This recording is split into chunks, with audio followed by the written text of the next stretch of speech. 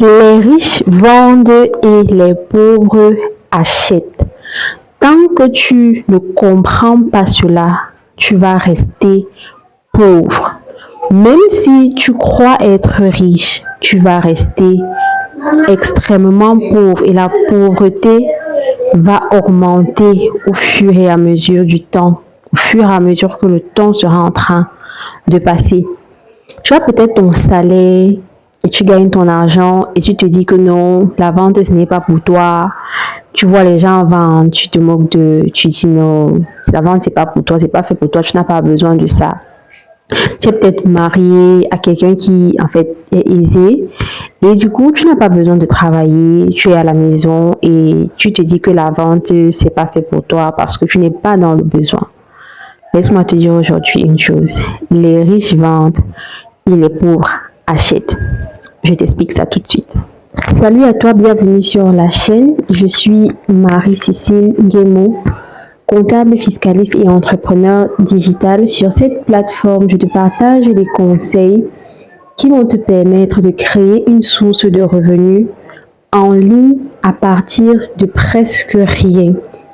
Si tu es une femme qui a décidé de changer le cours de sa vie, qui a décidé de commencer à faire de l'argent par elle-même, si tu es une femme qui a eu à être scolarisée, mais que les maternités, par exemple, ont freiné ou stoppé à un moment donné, et qu'aujourd'hui tu aimerais reprendre ta vie en main, tu aimerais recommencer à faire de l'argent par toi-même, tu es au bon endroit. Je t'invite tout simplement à t'abonner et à cliquer sur la cloche de notification pour être notifié à chaque fois que je sors une nouvelle vidéo. Aujourd'hui, j'aimerais vous donner une information capitale que beaucoup de personnes n'ont pas. Vous savez, j'ai lancé ce que j'ai appelé le challenge 30 jours de l'idée au business. Il est en cours actuellement. Nous sommes rendus à la fin de la deuxième semaine. Ça se passe bien. Et puis, dans le challenge, parmi les femmes que j'accompagne, il y a une dame qui, en fait, elle s'est inscrite au challenge. Je vais expliquer comment, sans donner trop de détails sur sa vie. Elle est mariée, en fait, elle est toujours mariée à quelqu'un qui est assez fortuné. Pendant 15 années de mariage, elle ne travaillait pas vraiment. Elle était libre de faire ce qu'elle voulait, quand elle voulait. Et puis, il y a eu les maternités pendant ces 15 ans qui l'ont freinée à certains moments. Et puis, elle était à la maison depuis déjà bientôt 5 ans. Son dernier né à 5 ans. Et elle ne créait plus d'argent, elle ne faisait plus rien depuis un certain temps, comme je vous explique là.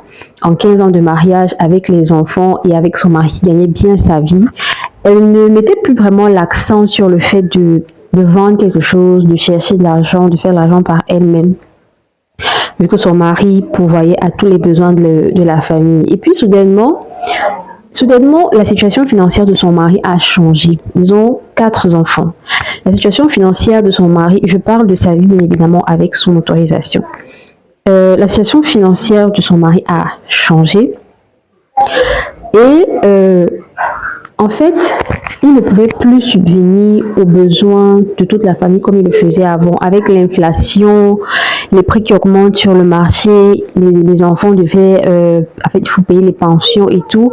Je pense que sa première fille est en train d'entrer à l'université et elle aimerait faire voyager sa fille à l'étranger. Donc, vraiment, en fait, les charges de la famille ont considérablement augmenté et le revenu de monsieur, par contre, a chuté. Du coup, quand elle a vu ma publication 30 jours de l'idée au business, elle s'est dit ok, pourquoi pas, il y a une idée que j'aimerais concrétiser depuis. Si enfin je peux sortir de ce cycle de 5 années sans rien créer comme argent, je saisis juste ma chance et voilà, nous sommes en train de travailler ensemble dessus, nous sommes en train de travailler sur son projet et on avance bien. Mais en fait, ça m'a suscité de vous faire comprendre quelque chose parce que la dame, elle me dit, je ne savais pas que avec le rythme de vie que j'avais, je devais moi aussi créer de l'argent, que je devais vendre quelque chose. Moi, j'ai toujours été celle-là qui entrait dans les magasins et qui achetait des vêtements, qui achetait des choses. Dans ma tête, moi, je disais, moi, je suis riche, Je n'ai pas besoin de vendre quelque chose. Aujourd'hui, avec ce que je vis, je me rends compte que le fait d'acheter m'appauvrissait plutôt. J'ai acheté tellement de choses, aujourd'hui je ne sais plus quoi en faire. J'ai des biens matériels là, mais rien en cash qui puisse m'aider à envoyer ma fille à l'étranger, rien en cash qui puisse m'aider à réaliser un projet, alors que j'étais celle-là qui achetait. Et ça m'a fait penser à une réalité forte que j'ai constatée, moi également, il y a de cela quelques années, d'après laquelle le riche, ce n'est pas celui qui achète, c'est celui qui vend. Moi, j'ai grandi dans une famille de fonctionnaires. Mon père était fonctionnaire, ma mère était fonctionnaire. Ce qui fait que le manque, on n'a pas vraiment connu ça chez nous. On n'a pas connu des jours où on ne pouvait pas manger. On n'a pas connu des jours où il manquait quelque chose. On n'a pas connu le fait de ne pas pouvoir aller à l'école parce qu'il manquait quelque chose. En fait, on était ce qu'on pouvait qualifier à l'époque de riche. Cependant, je me suis rendu compte à un moment donné que le fait d'acheter, ce n'est pas ça qui te fait être riche. Acheter, au contraire, retire de l'argent dans ta poche. J'avais un complexe maladif à vendre. Comme je vous l'ai dit, je viens d'une famille où le manque, on n'a pas vraiment connu ça. Par contre, j'avais un parent très avisé, mon père, qui très tôt nous initiait au commerce, il nous initiait à la vente. Et moi, je ne comprenais pas à l'époque. Je pense que le premier commerce que j'avais fait, c'était un commerce de pommes de terre qu'il avait produit quelque part dans une zone reculée du pays et qu'il me demandait de commercialiser pendant les vacances. Et moi, je détestais ça. Je n'aimais pas le faire. Et je ne comprenais pas. Je me disais, nous sommes riches. Je pense à l'époque, je faisais peut-être la classe de 5e. Je dis que nous sommes riches. Pourquoi est-ce que tu veux que je vende quelque chose? Non. Nous devons acheter parce que c'est nous les riches, c'est les pauvres qui vendent. Et vu que nous n'avons pas grandi dans le manque, la vente chez nous était plus optionnelle. Mais comme je pense que vous l'avoir déjà dit dans une précédente vidéo, mon père me forçait toujours à chaque fois à faire un truc, à apprendre une compétence, à vendre quelque chose. Cependant, dans ma tête, c'était toujours les riches achètent, les riches ne vendent rien. Et c'est le cas pour beaucoup de personnes qui ont une vie qu'on qualifierait de stable, que ce soit parce que la famille est aisée, que ce soit parce que le mari est aisé, ou que ce soit tout simplement parce que tu as un salaire qui te procure certains revenus. Tu te dis, vendre vraiment, c'est pour les pauvres. Tu as un complexe de vente. Je sais très bien que c'est le problème d'énormément de personnes. Par exemple, dans le challenge, hein, on a passé la première semaine pratiquement rien que à pouvoir déconstruire cette idée-là. C'est pour ça que je dis vraiment, il faut absolument que j'en fasse une vidéo. C'est-à-dire le programme même du challenge, on a finalement fait en, je pense, 3 jours vers la fin de la semaine, parce que tout le début de la semaine était juste pour essayer de déconstruire cette idée dans le cerveau des participants. Dans les têtes de beaucoup de personnes, c'est que vendre quelque chose, même la personne qui est pauvre, c'est qui est bizarre, hein? Pour nous, dans le contexte camerounais, je ne sais pas d'où ça nous vient, mais même la personne qui est pauvre est complexée à vendre. Donc, c'est-à-dire qu'on dit que tu vas peut-être proposer un service, un produit, on dit que non, vendre, il y a un énorme complexe qui repose sur le fait de vendre. Et je peux le comprendre effectivement parce que, comme je vous le dis, moi-même, j'en ai été victime. Mon parent me faisait toujours apprendre une compétence, il me faisait toujours apprendre, il me faisait tout même faire du commerce. Et plus tard, quand je grandissais, j'ai rapidement trouvé un travail. Je pense que j'ai commencé à travailler à l'âge de 20 ans et jusqu'à ce que je voyage, je n'ai jamais connu le chômage. J'ai juste toujours travaillé. Donc, quand je finis mes études, je commence rapidement à travailler. Donc, je quitte une situation où j'étais prise en charge par mes parents à une situation directement où je suis prise en charge par mon travail.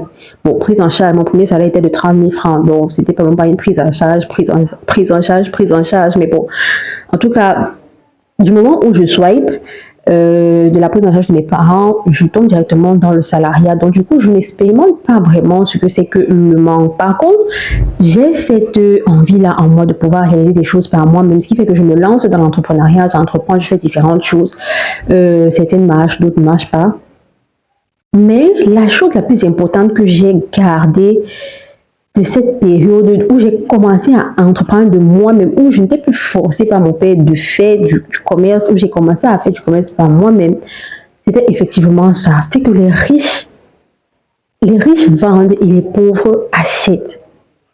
C'était que en fait, je commençais à comprendre cette notion. Même comme je pense qu'à l'époque, ce n'était pas encore vraiment ancré dans moi, ce n'était pas encore vraiment ancré dans mon esprit. Je pense même que l'échec de beaucoup de ce que j'ai entrepris à ce moment-là était véritablement dû à ça. Parce que j'avais encore quelque part en moi cette idée que non, le riche, c'est celui qui achète et le pauvre, c'est celui qui vend.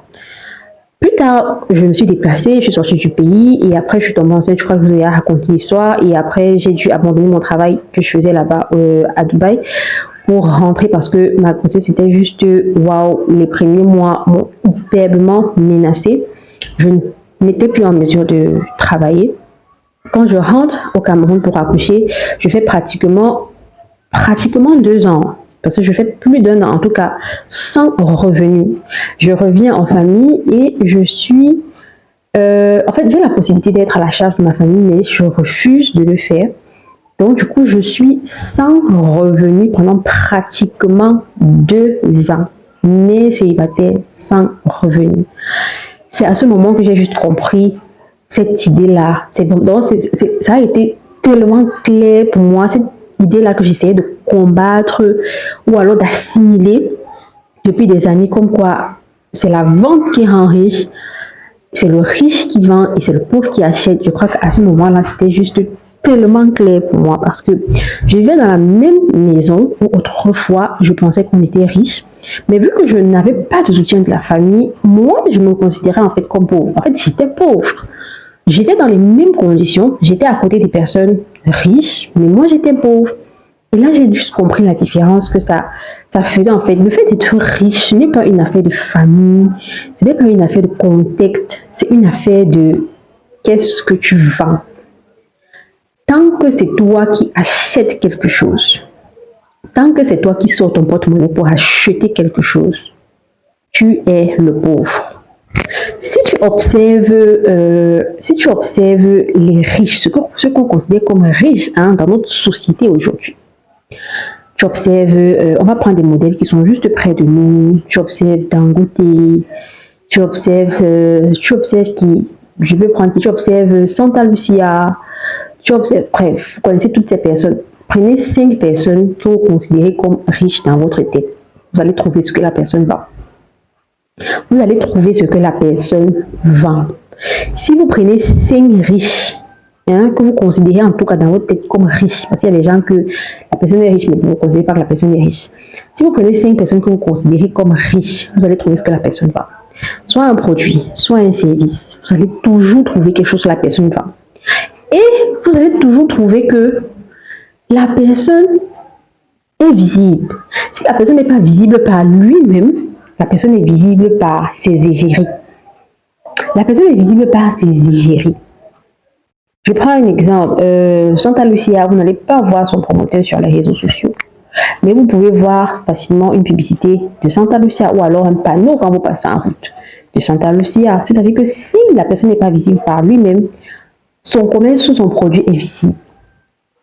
Alors, si ces personnes-là que vous considérez comme riches vendent quelque chose, en fait, pourquoi est-ce que vous qui les admirez, vous qui rêvez d'être comme eux, vous ne feriez juste pas pareil? Et si c'était ça en fait qu'il fallait faire, car d'ailleurs c'est bien ça qu'il faut faire.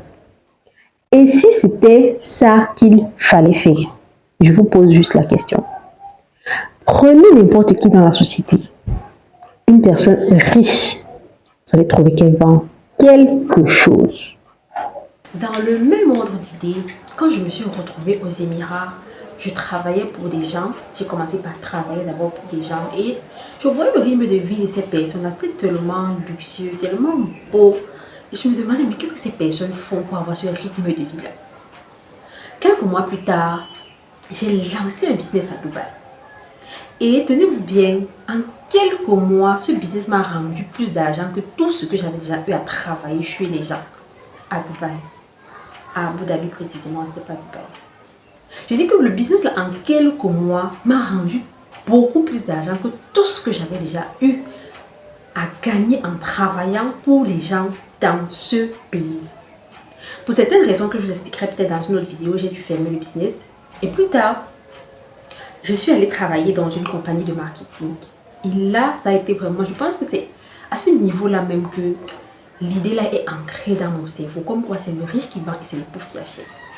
On vendait des services de voyage et mes collègues étaient, je n'ai pas des personnes qui réussissaient à faire des ventes faramineuses, les 50, 100 ventes par mois.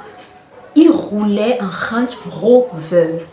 J'ai dit des Africains à Abu Dhabi roulaient en Range Rover. Mais il fallait voir les personnes qui venaient acheter chez eux. Ces personnes-là prenaient pratiquement le bus. Il y a parmi des personnes qui achetaient, qui prenaient le bus pour venir acheter. Mais eux, ils roulaient en Range Rover. On avait un mentor dans cette compagnie-là qui nous coachait par rapport à comment vendre et tout. Et il a vraiment, je pense, cimenté cette idée dans mon cerveau. Comme quoi, vraiment, c'est les riches qui vendent et c'est les pauvres qui achètent. C'est que quand je suis revenue au Cameroun et que je traversais cette période où je n'avais pas de revenus, au moins j'avais déjà la direction. Je savais déjà exactement ce qu'il fallait faire pour que la situation change. Rapidement, j'ai commencé à proposer mes services, j'ai commencé à proposer mes produits.